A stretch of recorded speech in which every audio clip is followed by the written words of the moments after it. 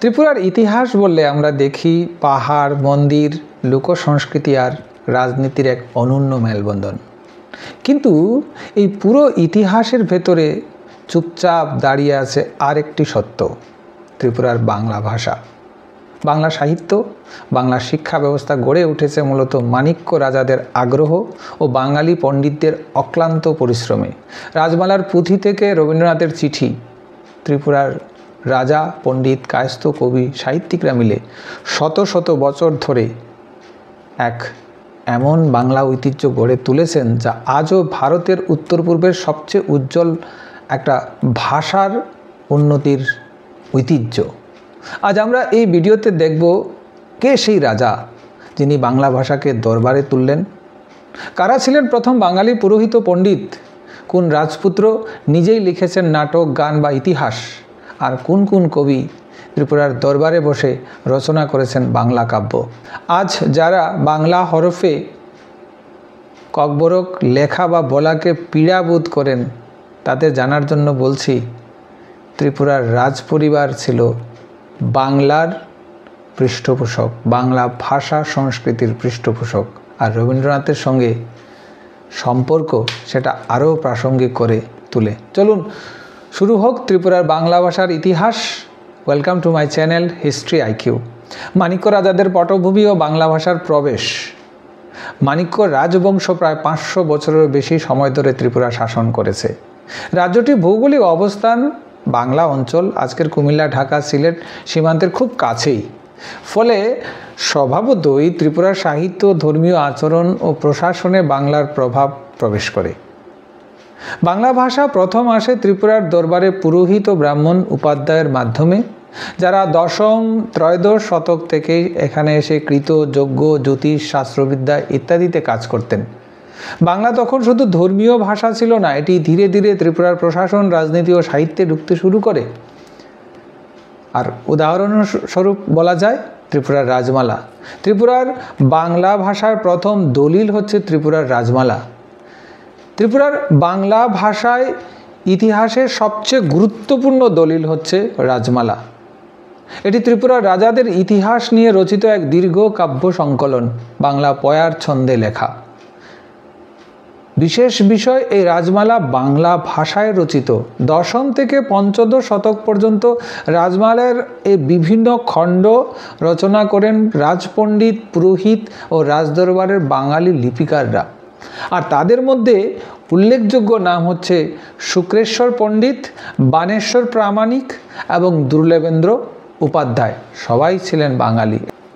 এসব পণ্ডিতগণ রাজাদের বংশতালিকা, যুদ্ধ, সংস্কার, মন্দির, রাজনৈতিক ঘটনার বিবরণ বাংলা কবিতার ছন্দে লিপিবদ্ধ করেন। রাজমালা প্রমাণ করে ত্রিপুরার দরবারে বাংলা ছিল গ্রহণযোগ্য এবং মর্যাদাপূর্ণ ভাষা। রাজারা নিজে বাংলা সাহিত্য রচনাকে উৎসাহ দিতেন। রাজপাণ্ডিত্য ও প্রশাসনের মাধ্যমে বাংলা ভাষা ব্যবহার ছিল নিয়মতান্ত্রিক। রাজমালার কারণে ত্রিপুরার বাংলা ভাষার প্রাচীনতম রাজ্য ইতিহাসগুলির একটি।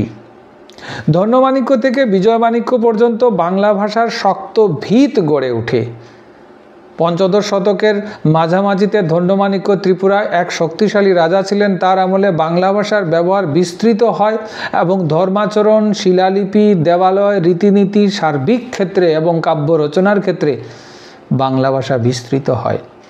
ধন্যমাণিক্য প্রশাসনে এবং ধর্মীয় কাজে বাঙালি পুরোহিতদের এনে গুরুত্বপূর্ণ দায়িত্ব দেন। এই সময় থেকেই বাংলা ভাষা রাজার ফরমান, চিঠিপত্র এবং ধর্মীয় সিদ্ধান্তে ব্যবহৃত হতে থাকে। বাংলায় সেন যুগ এবং পাল যুগের ন্যায় ত্রিপুরার মাণিক্য রাজারাও বাংলা ভাষায় তাদের সরকারি কাজ সম্পাদন করতেন। এরপর আসেন বিজয়মাণিক্য, 1480 থেকে 1563। বিজয়মাণিক্য ছিলেন একজন সংস্কৃতিপ্রেমী, শিল্পানুরাগী শাসক। তার আমলে ত্রিপুরায় বাংলা ভাষার বিস্তার সর্বোচ্চ পর্যায়ে পৌঁছেছিল। এই সময় বিখ্যাত বাঙালি পণ্ডিত ছিলেন রঘুনাথ তর্করত্ন। 1500 থেকে 1580 পর্যন্ত তার সময়কাল।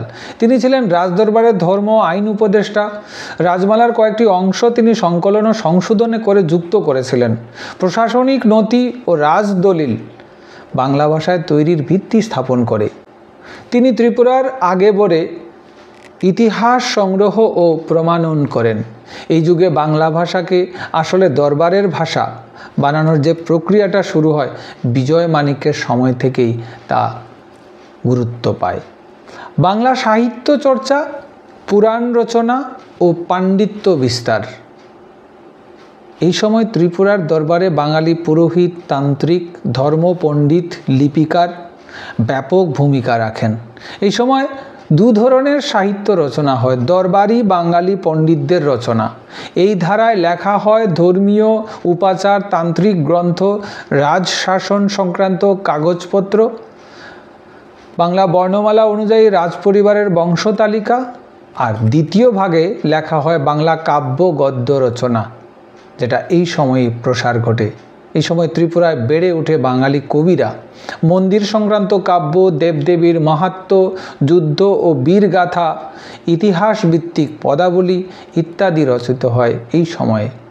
ত্রিপুরার বাংলাভাষী সাহিত্য চর্চাকে এক বিশেষ কেন্দ্র হিসাবে পরিগণিত হতে থাকে। বীরচন্দ্র মাণিক্য এবং বাংলা ভাষার নবজাগরণ। ত্রিপুরার বাংলা ভাষার আধুনিক রূপ তৈরির ক্ষেত্রে যার কৃতিত্ব, তিনি হচ্ছেন বীরচন্দ্র মাণিক্য। তিনি শুধু রাষ্ট্রপ্রধান ছিলেন না, তিনি ছিলেন শিল্পী, ফটোগ্রাফার, সঙ্গীতপ্রেমী এবং সাহিত্যপ্রেমী। বীরচন্দ্র মাণিক্যের গুরুত্বপূর্ণ অবদান বাংলা শিক্ষায় প্রথম প্রতিষ্ঠান উমাকান্ত একাডেমির প্রতিষ্ঠা, বাংলা ভাষায় পাঠ্য বই প্রণয়ন, ত্রিপুরার প্রথম ছাপাখানা, তাও আবার বাংলায়, বাংলা নাট্যচর্চা ও পাঠাগার গড়ে তোলা, বাঙালি শিক্ষক, কবি, লেখকদের পৃষ্ঠপোষকতা, বাংলা ভাষায় প্রশাসনিক নথিপত্র মানসম্মত করা, কলিকাতা, ঢাকা, ত্রিপুরার সাহিত্যিক যোগাযোগ সুদৃঢ় করা, আর তার সঙ্গে রবীন্দ্রনাথ ঠাকুরের সঙ্গে সম্পর্ক। বীরচন্দ্র মাণিক্য ছিলেন রবীন্দ্রনাথ ঠাকুরের ঘনিষ্ঠ বন্ধু। এই সম্পর্কের কারণে ঠাকুরের নাটক রাজর্ষি, মুকুট, বিসর্জন ত্রিপুরার ঘটনা দ্বারা অনুপ্রাণিত। ত্রিপুরার রাজকোষ থেকে শান্তিনিকেতন অনুদান পায়। ত্রিপুরার রাজারা রবীন্দ্রনাথ ঠাকুরকে ইংরেজ সরকারের নির্যাতনের সময় আশ্রয় ও সহযোগিতা দেন এবং ত্রিপুরার রাজারাই প্রথম রবীন্দ্রনাথকে কবি স্বীকৃতি দিয়েছিলেন। ত্রিপুরার বাংলা ভাষার উন্নয়নে এই সময়কে বলা হয় ত্রিপুরার বাংলা রেনেসাঁ, অর্থাৎ ত্রিপুরার বাংলার নবজাগরণ। রাজপরিবারের নিজস্ব লেখালিপি ও শিল্পরুচি। মাণিক্য রাজারা শুধু বাংলা ভাষাকে পৃষ্ঠপোষকতা করেননি, রাজপরিবারের অনেক সদস্য নিজে রচনা করে সাহিত্য, গান, নাটক, ইতিহাস। প্রধান রাজাদের সৃজনশীলতা। বীরচন্দ্র মাণিক্য ফটোগ্রাফির অগ্রদূত, গান, বাংলা গান ও নাটকের পৃষ্ঠপোষক, সংস্কৃতি সংরক্ষণে নিবেদিত প্রাণ ছিলেন। রাধাকিশোর মাণিক্য উজ্জয়ন্ত প্রাসাদ নির্মাণ, ত্রিপুরার বাংলা সঙ্গীত ও বর্ণ পরম্পরার আধুনিকতা। বীরচন্দ্র মাণিক্য যে পরম্পরাটা শুরু করেছিলেন সেটা রাধাকিশোর মাণিক্য এবং বীর বিক্রম কিশোর মাণিক্য পর্যন্ত। বই, গ্রন্থাগার, আর্কাইভ সংরক্ষণ, বাংলা ভাষায় উচ্চশিক্ষার গুরুত্বপূর্ণ ভূমিকা গ্রহণকারীদের সম্মান করা, আধুনিক শিক্ষায় পাঠ্যক্রম সেটা বাংলা ভাষায়, রাজপরিবারের এসব কাজ বাংলা ভাষাকে ত্রিপুরার প্রধান শিক্ষা ভাষা করে তোলে।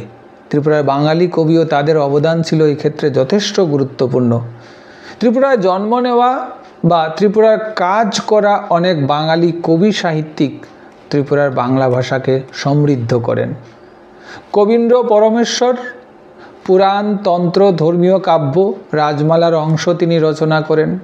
রঘুনাথ তর্করত্ন, ধর্মনীতি, রাজবংশ তালিকা, রাজপণ্ডিত দুর্লভেন্দ্র রাজমালার পরবর্তী অংশ রচনা করেন। 19 শতকে বাঙালি কবিদের মধ্যেও অনেকেই উল্লেখযোগ্য ছিলেন যারা মন্দির, শাক্ত কাব্য, দেবদেবীর মাহাত্ম্য, রাজকাহিনী ভিত্তিক কবিতা রচনা করেন। এই কবিতা ত্রিপুরার বাংলা ভাষাকে এক মহত্বপূর্ণ কেন্দ্র বানিয়ে দেয়। মাণিক্য বাঙালি ঐতিহ্য একটা সুদীর্ঘ ঐতিহ্য।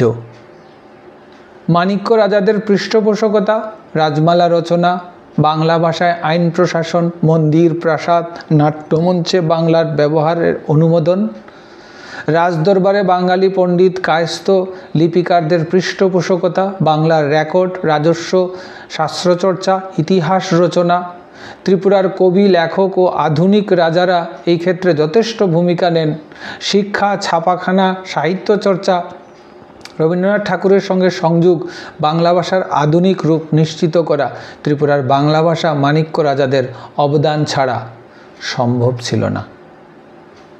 এই ছিল ত্রিপুরার বাংলা ভাষার একটা ঐতিহ্য নিয়ে আজকের ভিডিও। পরবর্তী সময়ে পরবর্তী ভিডিওতে আলোচনা করব কে কে কী রচনা করেছেন এবং ত্রিপুরার রাজ পরিবারের রাজমহিষী এবং রাজকুমারীদের লেখাও কিছু গুরুত্বপূর্ণ কাব্য সাহিত্য রয়েছে, এগুলির উপর পরবর্তী সময়ে আলোচনা করব। আজকের মতো এতটুকুই, দেখা হচ্ছে পরবর্তী ভিডিওতে। আর ভিডিওটা ভালো লাগলে অবশ্যই লাইক করবেন, শেয়ার করবেন, আর চ্যানেলে নতুন হলে চ্যানেলটাকে সাবস্ক্রাইব করবেন। নমস্কার, সবাই ভালো থাকবেন। জয় হিন্দ, বন্দে মাতরম।